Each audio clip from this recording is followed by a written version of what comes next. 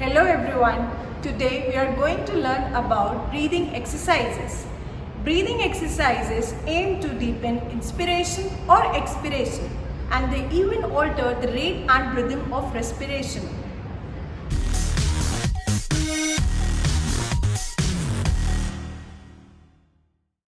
Now let's talk about the indications of breathing exercises.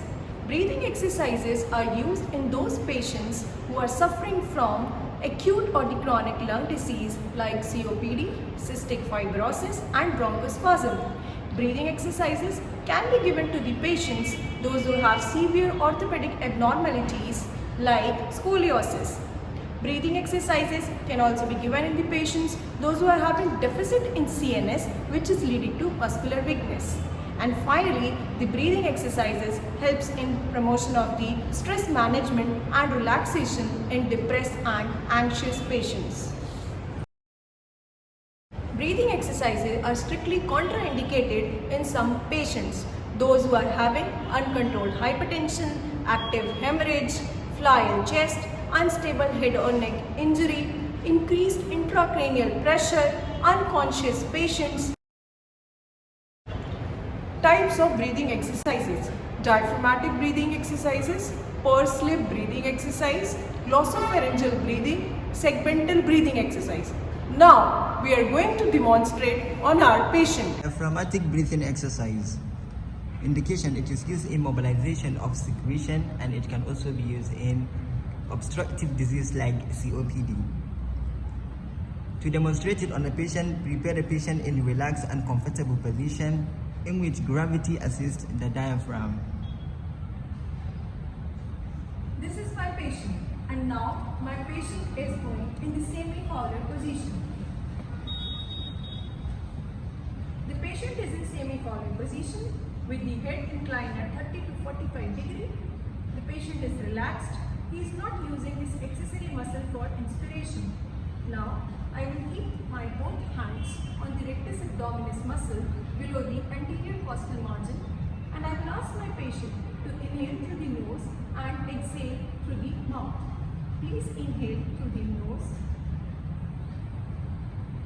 and exhale through the mouth. Inhale through the nose. As you can see, the patient is inhaling, the hands are coming out, and as the patient is exhaling out through the mouth, the hands are going in.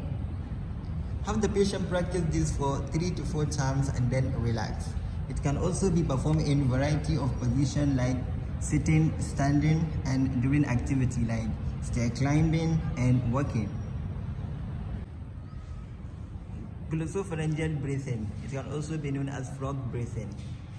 It is used to increase inspiratory capacity in case of severe weakness of muscle of inspiration.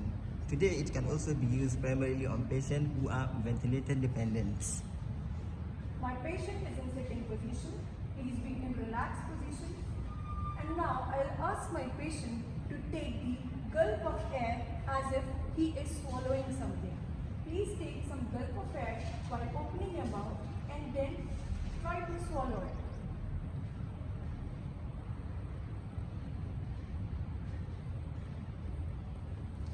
After the patient takes several gulps, the mouth is closed and the tongue pushes the air back and traps it in the pharynx. The air is then forced into the lungs when the glottis is open. Pulse lip breathing. It is used to improve alveolar ventilation. It involves lightly pulsing the lips together during controlled exhalation. Have the patient in comfortable position and relax. Have the patient breathe in slowly and deeply through the nose and then breathe out gently through lightly pulsed lip, as if blowing on and bending the flame of a candle, but not blowing it out. Expiration is prolonged. Inhale through the nose and exhale while making a pause for prolonged expiration.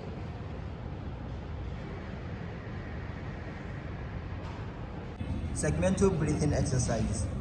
We have 4 types of segmental breathing exercise: lateral costal expansion, posterior basal expansion, right middle lobe or lingular expansion, and apical expansion. Indication: stiff lower rib cage, e.g. chronic bronchitis, emphysema, or asthma. So let's start with lateral costal expansion. Now I am going to perform the hand placement of lateral costal. At the time of the inhalation, the patient will take the air from the nose, and at the time of the exhalation, I will give some resistance. Now I am going to perform right middle or lingular expansion. So I will keep my hands anteriorly and my patient will inhale through the nose, and by exhalation through the mouth, I will provide some resistance or give the compression. Now I am going to perform the segmental breathing exercise, apical. My patient is in semi-founded position with head inclined 30 to 45 degrees. I will keep my both hands on the apex region, and when the patient will inhale through the nose and when he will exhale, I will try to compress it. So I'll ask my patient to inhale through the nose and exhale through the mouth. Inhale through the nose and exhale through the mouth. Now I am going to perform the posterior basal expansion. The patient is in sitting position. I will keep my both hands on the posterior side and I will ask my patient to inhale through the nose and exhale through the mouth.